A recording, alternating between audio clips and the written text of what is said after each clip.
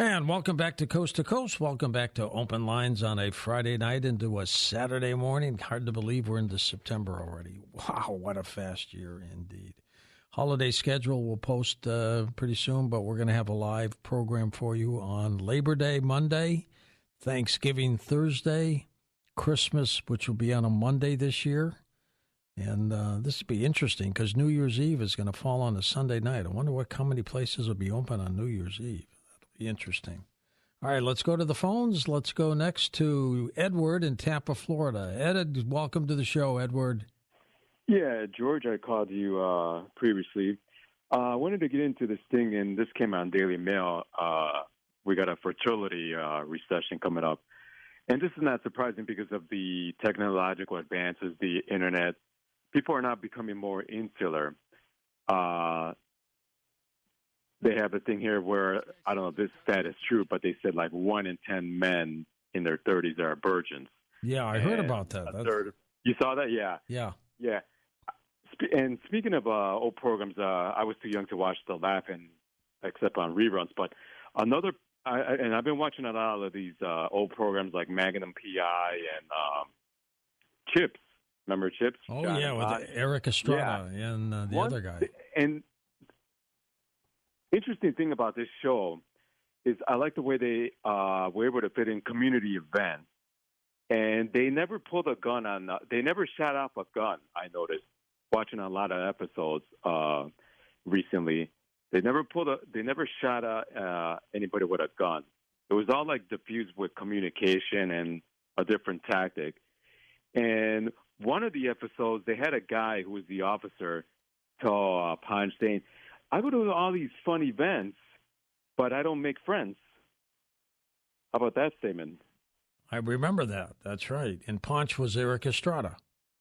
Yeah, and I was waiting for a response, but it was like that silence. I guess it was kind of like a shocking statement.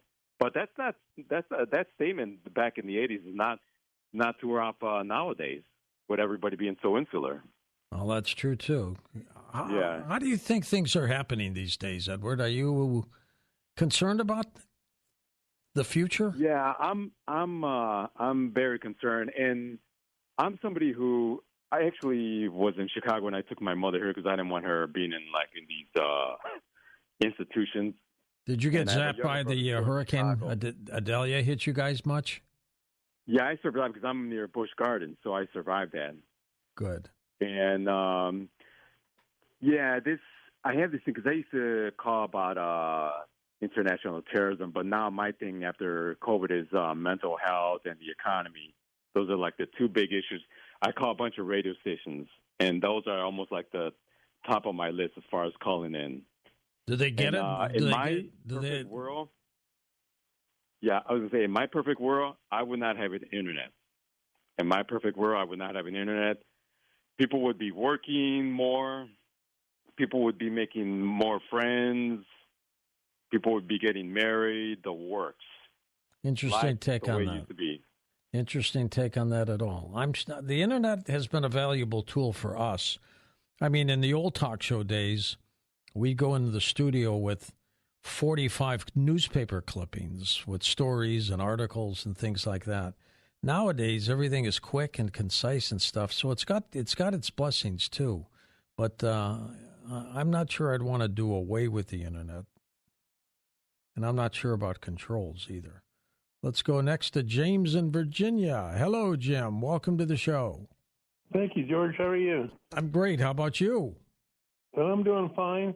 Sometimes I get a little frustrated because I'm very familiar with Revelation in the Bible, and I can't understand why more people, and to be honest with you, more ministers aren't informing people that we're in Revelation times. I always ask permission to mention my book if that's okay. You're always really kind about. Well, it's a Friday night. Go for it. Okay, thanks, George. And then I say my book, I asked the Holy Spirit to write my book. I never want to make that mistake because I got so much help in this book. There's no way I could have done this book. But it's called Blessed with an Angel and a Rainbow. And anyway, it has a lot of my supernatural few things that happen to me, not tons of things, but enough things that if they're supernatural, that's a lot right there. And I had a lot of signs in this book. Even when I just woke up tonight, I woke up and I thought, hey, that's George on the program there. I wonder if I should call. I opened my phone up and it was 316, like John 316. Like, yeah, I better call. I think that's a good sign. And when I got through dialing, it was 317, which it kind of goes on from 316 about God didn't condemn the world. He sent his son in to save the world. What compelled you to write the book, Jim? I was working on, I think this happened when I was first with Art Bell. And I was just out of high school, and I was in the living room. My mother had gone to bed. My friend had gone home, and I heard a guy on the radio talking about all these things about Russia, this and there, and this in the Revelation and all that. And I just opened the Bible to see, and somehow I ended up at the end of the Bible, and it told you don't add or subtract to it. And so I thought, well, maybe this guy, maybe he's adding and doesn't know I just want to let him know that there's warnings at the end of the Bible not to change Revelation. And that got me into it. And then my mother's funeral, there was something that happened there. But I wrote the book because I had, as time went by with Revelation and after my mother's funeral, I really got into Revelation more. Again, the signs, George, too, but a compulsion to from these signs to help people. And this is it's sort of like, I don't want to call it a handbook because that's not, for the Bible. You don't want to compare anything to the Bible. But this has a whole bunch of Bible chapters and verses, and it just highlights certain ones with topics. So it makes it real easy for someone to go, oh, well, this is about the four horses. And then there's a part, like in Revelation, in the third horse, for instance, they talk about wheat and barley, a lot of denarius, I guess, or wheat and barley. Well, that's just what's happening in Ukraine right now with the grain. Absolutely. Are you on Amazon with the book? I'm sorry? Yeah, I'm on Amazon with the book, Georges. Again, it's the Holy Spirit wrote the book. You get, when you're hooked up to the Holy Spirit, George, it's like, I tell people, it's like being hooked up to the Starship Enterprise computer, You get so much more help with your brain power, to recall things and write things. But it's the more I look at it, the more I'm becoming overwhelmed with this book because it allows you to get topics and then go from there and zero in on, hey, here's that chapter. And for instance, we're somehow being apparently the rapture's coming and not that long, but we're not even aware that the four horses are really running. We're not hearing that much from people, from the pastor. You had a pastor on a long time ago that said the churches have been infiltrated. And they're not going to tell us things. And be honest with you, I've gone into a few churches myself and talked to the minister, and they want to get me off the topic of Revelation and into other parts of the Bible. They don't, either they don't know it or they just don't want to talk about it. I think what it does, though, Jim, I think it scares a lot of people, indeed. But they keep in touch, and if the rapture happens, let's be ready for it. Let's go to Ed in Charlotte, North Carolina. Hello, Edward. Hey, George. Thanks for taking the call. Sure. I just want to let you know, I talked to you a number of months back about how you help people. You just mentioned the holidays schedule and how many lives you got to be saving that you don't even realize how many it must be, since you seem to have a huge audience from what you say. So we do. It's got to multiply itself tremendously. And I want you to know that two things you've really helped me with is, one is coincidences, is being significant, and that has really helped me change things in my life. And you're right. I think they're not accidental, thanks to you. And also about helping people that are homeless by giving them money. Now, I go to the post office because I mail some things out most days, and they hang out there. And I'd always been told they'll buy alcohol, and so I offer to take them to get a meal. And once in a while, one will do it, but most of the time they won't. One guy I took to get a meal. I mean, my gosh, he couldn't help it. Tears were just rolling down his cheeks while he ate, and he kept thanking me. But I decided, I think you're right. I decided I'd start giving some of these people money, even if they're going to go buy alcohol. Now, one guy was in a wheelchair, and I said, you must have COPD. And he looked shocked. He looked at me, how do you know? I said, well, you got a tube up your nose. He said, oh, yeah. So this guy said, and he said, well, I don't know. he doesn't use alcohol. He said he said I have nothing.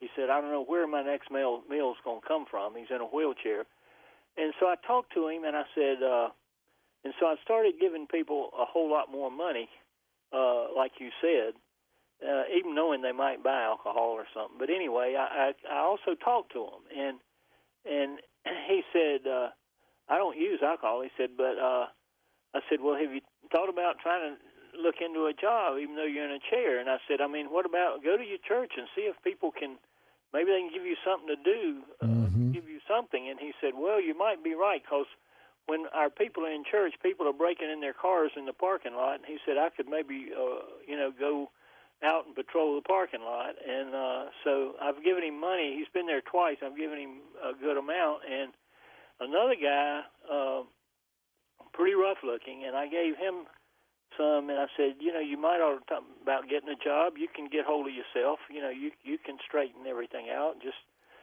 work at it. And he said, I've got a pin in both legs and my shoulder. And I said, well, have you thought about taking a job where you don't have to stand up or physically do things? He said, well, that's a good idea. I hadn't thought of that. So I want you to know you've had an influence, and I certainly am doing that, and I want to thank you for that. And then one thing I'd like to ask you is, the other night I called in about the pyramid guy, and I mentioned about the blue blade in a cardboard little box resharpening itself, and you said something to him, and I had trouble hearing him, but it sounded like he said they put some, I don't know if it's a sword or something, in one of their big pyramids or in the top, and something about it sharpened it in an hour or two or something. You seem to be real shocked and surprised. Yeah, it was a sword, and he said that the pyramid sharpened a dull sword, and it's baffling to me, but it works. Yeah, I know sometimes I say things people think are crazy, but I mean, I don't say something if I'm not real sure of it. In fact, one person that described me to somebody said, he may say something that comes out of anybody else's mouth, they're full of horse manure, but if Fred says if you got to get something in the background with Ed's ideas, that if crazier it sounds, the more chance it has of being right, because he knows I don't want to ruin my reputation. All right, Eddie, I love what you're doing, and thanks for the compliments. Last text and tweet, Tom, what do we have? George from William in Kentucky. Is there something you see in your daily travels that you think should be made illegal? Daily travels that should be illegal? I like this question. People who are really ticked off. Have you noticed the fights on planes? On planes? Have you seen the videos on some of these things? Oh, I've watched some of those, yeah. There was one lady who went absolutely ballistic. She thought the guy next to her was some kind of robot person. Well, I wouldn't say it. She went nuts. I wouldn't say it, but I don't think he would mind.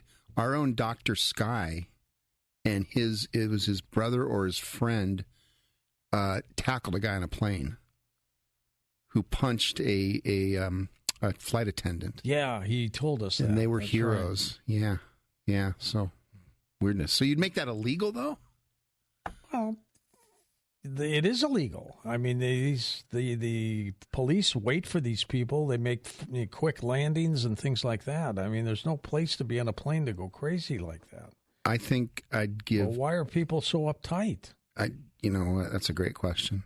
Maybe they're scared. I don't know. Let's go to the final calls here. Let's go to Jim in Portland, Oregon. Hey, Jim, go ahead. Hi, George.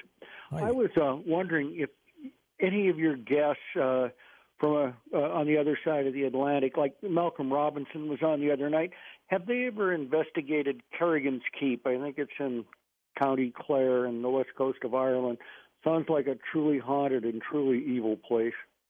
The next time we talk to an international researcher like that, I'll ask them that. I have not heard any guests to date to bring that up. But we'll do. How haunted is it? What made it haunted, in your opinion? Oh, well, I think back in the 1200s, 1300s, or 1400s, the O'Downeys and the Kerrigans were at war or hostilities, and the Kerrigans invited them over for peace talks and maybe a peace meal. But they, so they came unarmed. But at first, the Kerrigans were unarmed, but not all of them, and and they murdered them, buried them under the flagstone floor, and they figured, oh, we'll dance on their bones. And after that, the troubles began. I guess, sounds at night, and it was pretty awful. And maybe if people would go in there, they'd see the floor roll like an ocean wave or an ocean swell, and maybe the ghosts skeletons would pop out and throw flagstones. And there was sometime I think in the 17 or 1800s, an exorcist went in there, and it was more than he could handle. He started running in a blind panic. They tackled him because there was cliffs nearby in the ocean below, and he was never the same afterwards. And I read something on the internet. I'd read this in a book at my parents' house. I think it was Ghosts in Irish Houses. And then I was reading it on the internet, and I was reading what this one somebody wrote, and he went a long ways to see it, and he asked one of the locals, and it's a small village, and says, do you know where it is? And I think the guy was a barista at a coffee house. He says, yeah. You sure you want to go there? I wouldn't recommend. I feel I think it's an evil place. I wouldn't recommend people go there. But if they've been there, maybe they could tell us what it was like. It's really creepy. You can Google it up on the internet. It'll pop up in a hurry. But it sounds like a terribly haunted and evil place. Okay, I'll have Joshua P. Warren check into that, too. Thanks. Appreciate that, Jim. Let's go to Joan in Normal, Illinois. Hello, Joni. Hi. My dad was a union worker down in St. Louis for McDonnell Douglas. All right. He never wanted to vote for Nixon because he said he's not for the working man. But ironically, my dad passed away the same day as Nixon. Oh, geez, that's strange. And McDonnell Douglas, of course, got bought out by Boeing. Great company, wasn't it? Yeah. Did you live in St. Louis for a while?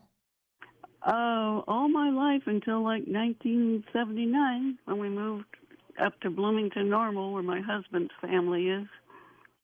They're both great states, aren't they? Missouri and Illinois? Yeah, from University City, actually. Oh, know it well. Know it very well. Great old houses out there. Yeah, and good education. I appreciate it more than ever because it was a diverse group of people and just great education. Not like high schools are today where they cut out everything, cut out music, cut out this and that. Did you go to University City High? Yeah. 1971, class of 71. Class of 71. I bet you went to school with some people I know. Oh. 1971 would have been, no, they went a couple years before you. They graduated in 67. But it was turbulent times and anti-war movement and all kinds of things. But, how long you been listening to our show, Johnny? Oh, back when Art Bell. Oh, you go way back. Yeah. Art Bell and Ramona. God, times have changed, haven't they? Yeah, and what was the father who did the exorcism? I'm trying to remember. Malachi Martin. Yeah. Long time ago. All right, Joan, thank you. Yeah, it's hard to believe Art's been gone 5 years, going on 6. Wow. Where has the time? I remember that night on the air, too. I mean, I just didn't believe the story. And I was not going to go with it until we got it corroborated, and George Knapp was able to do that for us in Las Vegas. Anyways, we're going to come back and do a little paranormal talk with the late Stanton Friedman on UFOs. And welcome back to Coast to Coast. So many predominant UFO sightings. One of those was, of course, the Roswell, New Mexico incident. And who better to discuss it than the godfather of Roswell, the late Stanton Friedman. Stanton Friedman, back on Coast to Coast. I love that story, Stan. You do. I was younger then, too, George. Well, I was going to say, Roswell's 70 years old. Do you beat that or not? Well, I'll be 83 on Saturday. Oh, my gosh. Good for you. How are you feeling these days? I'm feeling great. I mean, I'm not 25, but still, and I don't run around the block every morning or anything like that. And where have we found you today? Are you in Canada? I'm in Fredericton, New Brunswick, Canada, 73 miles east of beautiful downtown Holton, Maine. Where your Atlantic post office time box? zone, you understand. 4 hours ahead of you, George. I know it. I got you up really early. That's how devoted you are to this audience and to what you do, Stan, to be sure. Lots going on in the field of ufology. Lots going on. Now, the 25th annual Roswell UFO Festival had a record attendance this year. Yeah. Give me an overview of that. Well, there were over 7,000 people there, which doesn't sound like many to people living in Los Angeles, but when you figure Roswell's in the middle of nowhere, 200 miles to Albuquerque, 200 miles to Amarillo, 200 miles to El Paso. If you're there, it's because you want to be there, because it's not on the way to anywhere. And there were, a lot of people go there every year, but this year the attendance was up 70%. Wow. And that's huge. I did see 2 tin hats there, I think. Uh-huh. 2. And the town has embraced the subject, of course, and I spent my time at the International UFO Museum and Research Center. And they've spiffed things up. The place looks better. They've got some new management. They've made a real attempt to be educational and entertaining. I mean, there are some things for the kids. People are there, they're bringing their kids, and you got to have something for them to do. And so a lot of talks. I gave 2 lectures, 2 panels I appeared on. It was, I enjoy going there, frankly. And they enjoy having me, I think, because they treat me well. And some people called me Mr. Roswell. Well, okay, and you can say I'm the great-grandfather of Roswell because I am a great-grandfather. You are. That's right. Yeah, so it's a pleasure to go there, and I want to stress that this, like I say, it's not a tin hat place, and people are curious, they're interested, they come from all over the world, and the town makes them welcome. If you're going there, you better get your room reservations early because there aren't that many rooms, Roswell has come to symbolize something, I guess, sort of a breakthrough on people's awareness. People interested in space for a long time, but now we get down to the nitty-gritty, if you will. And, there's some different things. It's not just the International UFO Museum and Research Center. If you go out to the airport, it's a commercial airport now. At one time, it was Roswell Army Airfield, and it has a 13,000-foot runway. And they're putting it to use out there because it's a place where they take apart 747s and other big airplanes, break them down, sell the parts and stuff. So you get out, here you are in this small town. Roswell has fewer than 50,000 people. And you see planes all over the place, big old monsters. It's not that they've got passengers coming to Roswell on those planes, but how many places in the country are big enough to have big airplanes land and to store parts and, have room, in other words, for all the activities? Yeah, not a lot. And it's quiet enough to be able to do that. Yes, it is. And it sounds like retribution, George. The Roswell Army Airfield had in 1947 the most elite military group in the world, the 509th. I say most elite because they were the only ones in the entire world, our world anyway, to have nuclear weapons. They're the ones who dropped them on Hiroshima and Nagasaki, and 2 more couple of years later in Operation Crossroads. So they were the place. And one of the reasons you have to understand, New Mexico's got a lot of land and not many people. So if you're going to test nuclear weapons, and the first atom bomb was exploded in New Mexico at Trinity site, if you're going to test them, you got to be away from people. And it's got White Sands Missile Range not too far away, and that's where we're firing all the captured German V-2s. And again, you're testing rockets, even if they don't have explosive warheads on them, and you hope they don't when they're testing. You need a place, not too many people around, because you don't want to drop in on any ranches with your rockets, you know. So Roswell is unique in that way, and they were sailing along fine, and then Lyndon Johnson, who is known to have had strong political leanings, let's put it that way, that's polite, New Mexico didn't vote for him in the 1964 election. So he closed the base. Simple as that. And moved it to Texas, of all places. Were there any new revelations at this Roswell Festival? No, but I'll tell you, there was certainly a strong sense of not having to fight your way through the debunkers. There were lots of different speakers, but people were interested, curious, and our understanding of the world around us, I won't say the universe because I'm only interested in the local galactic neighborhood, has changed drastically. I was first there, I first heard of Roswell really in the late 70s. And at that time... Well, you were in Cleveland being interviewed or something like that when they told you about Roswell. Was that the case? No, I was in Baton Rouge, Louisiana, the other direction, but I was giving a lecture at Louisiana State University. I gave my first lecture in 1967. This is 1978. And it was a radio thing, George, of course. That's right. Well, I say that because people think of television, but when I started off, radio was the media, you know. Anyway, I was at the local television station. The students from the university had brought me down there, and I was supposed to do 3 interviews. I did the first 2, and the third reporter was nowhere to be found. This is before everybody had a cell phone in his pocket, and I still don't have one, believe it or not. And the station manager's giving me coffee, and God rest his soul, he knows that I've got things to do, and he still doesn't want to lose the interview. Out of the blue, he says, the guy you ought to talk to is Jesse Marcel. Well, I'm such a brilliant investigator. I said, who's he?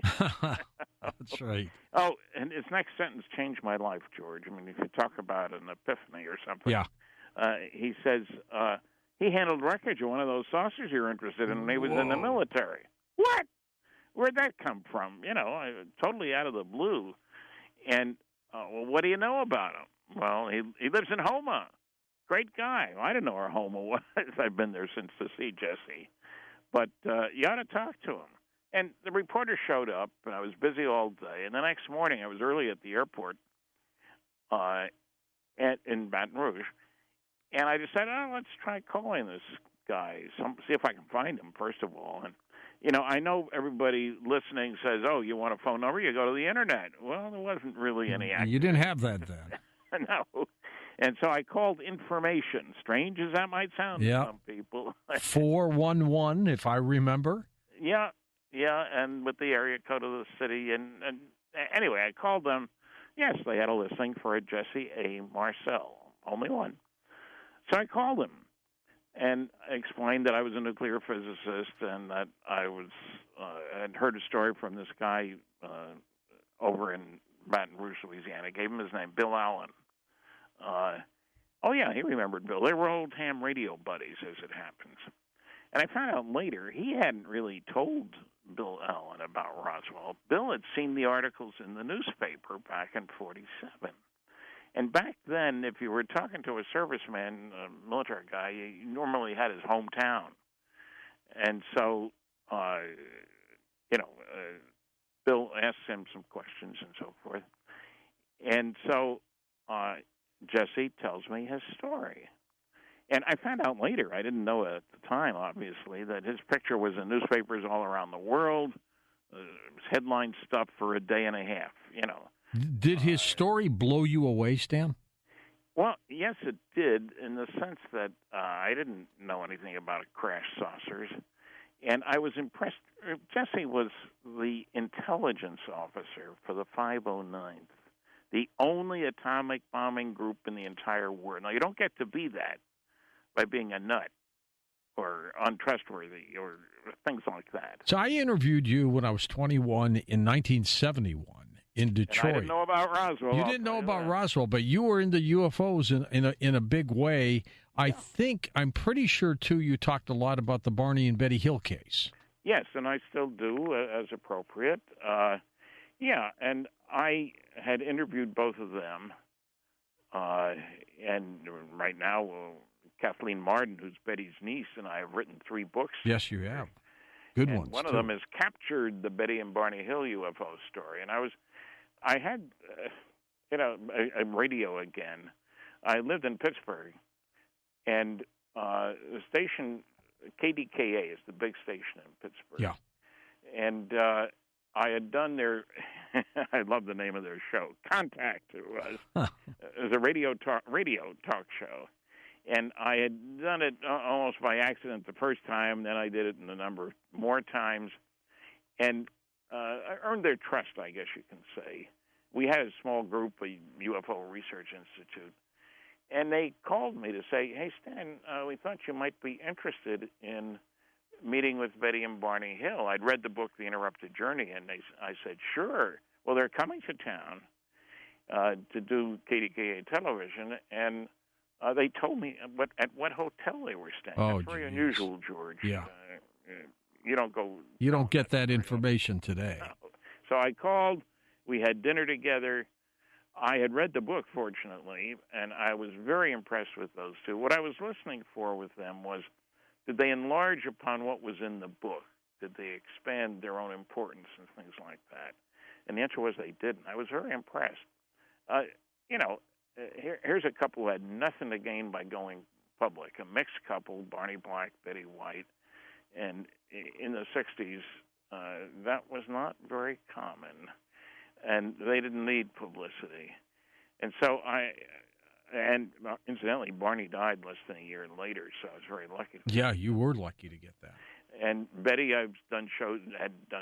She's gone now, of course, but I did several shows. I've been in her home to be interviewed by television people. They got in the act, those television guys. But that was intriguing to me, and I was the first to publish about the star map that goes with that case. And, that's one of the things that's changed over the years, is our understanding about the local neighborhood, if you will, a galactic neighborhood.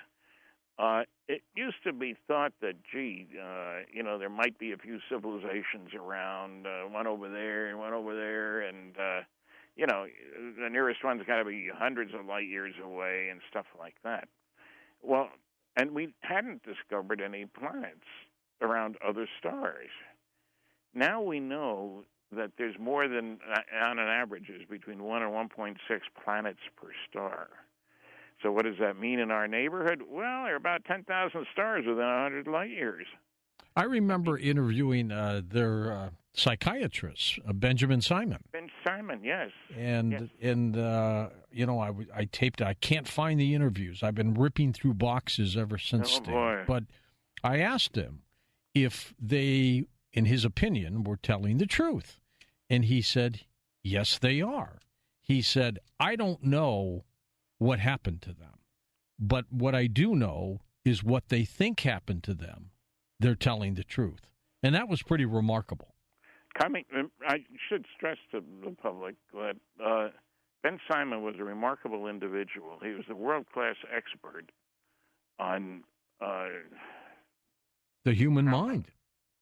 Well, people who lose their mind is one way to put it, as a matter of fact.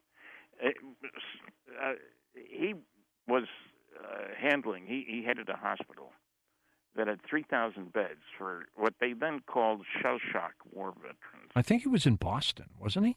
It was in the Boston area. Yeah. And so he didn't know anything about flying saucers, but he sure knew a heck of a lot about people. Guy gets his head blown off next to you when you're in battle. That's right, yeah. And that's not an easy thing to handle. For Dan Galante, Tom Danheiser, Lisa Lyon, Lex Lonehood, Sean Ladouceur, Stephanie Smith, Chris Burrows, Tim Banal, George Knapp, Andy